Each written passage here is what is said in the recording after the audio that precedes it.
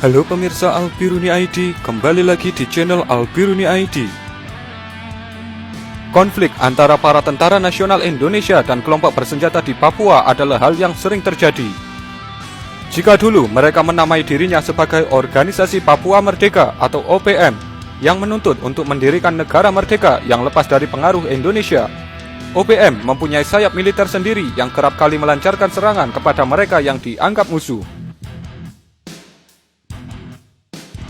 Sekarang ada kelompok kriminal bersenjata atau KKB yang juga sering membuat rusuh dan melawan para tentara.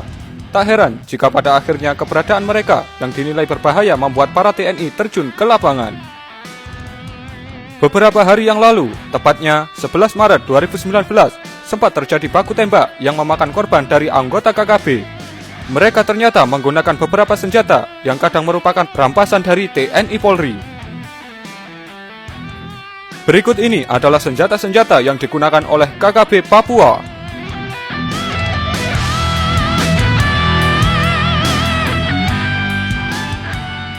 1. Senapan mesin PKM Rusia.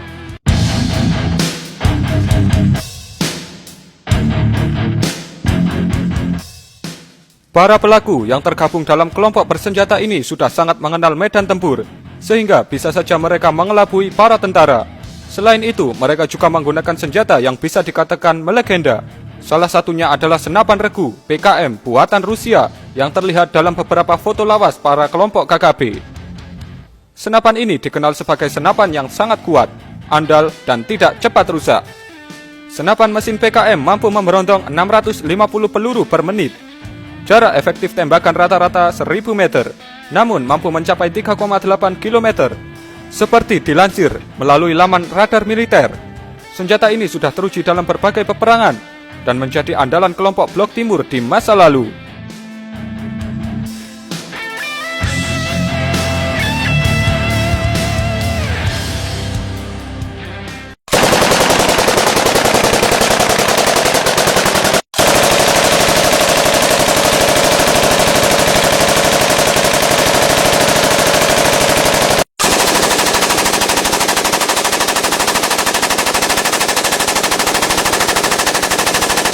Dua, M16.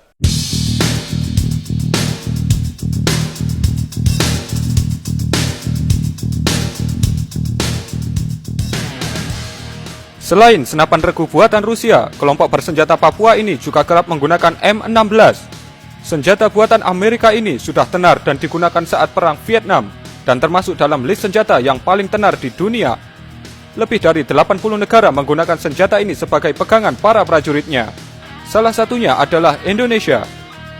Kelompok bersenjata di Papua seringkali mencuri senjata para TNI dan Polri untuk kemudian mereka jadikan modal perang melawan para pembela negara tersebut.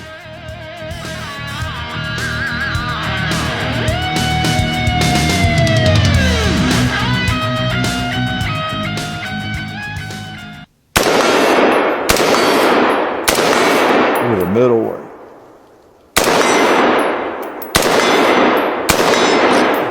Tiga, Steyr AUG.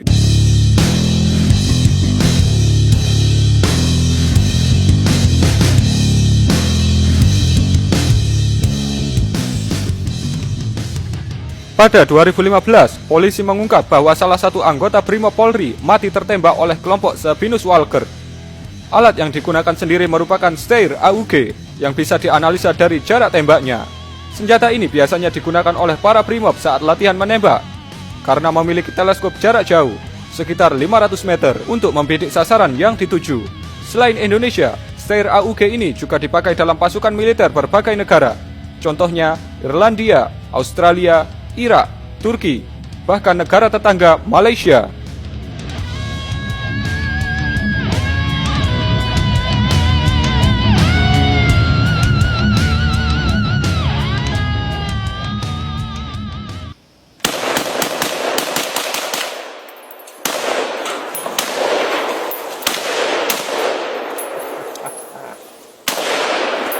Empat, AK-74 dan AK-47.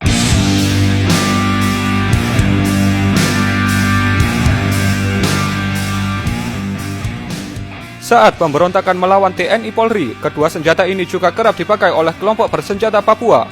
Senapan rancangan Kalashnikov ini sepertinya memang sudah sering muncul dalam berbagai konflik, mulai dari Eropa, Afrika, Timur Tengah, atau bahkan wilayah Asia Tenggara.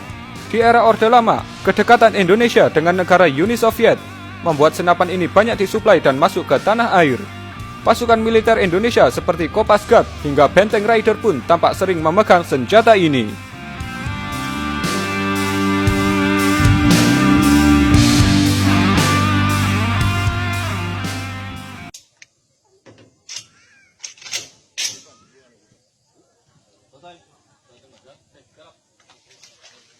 Perhatikan peserta dopor, saya ingatkan kembali. Anggota badanmu jangan liar. Anggota badanmu jangan liar. Rakyat komando laksanakan dengan benar. Jelas? Jelas. Baik.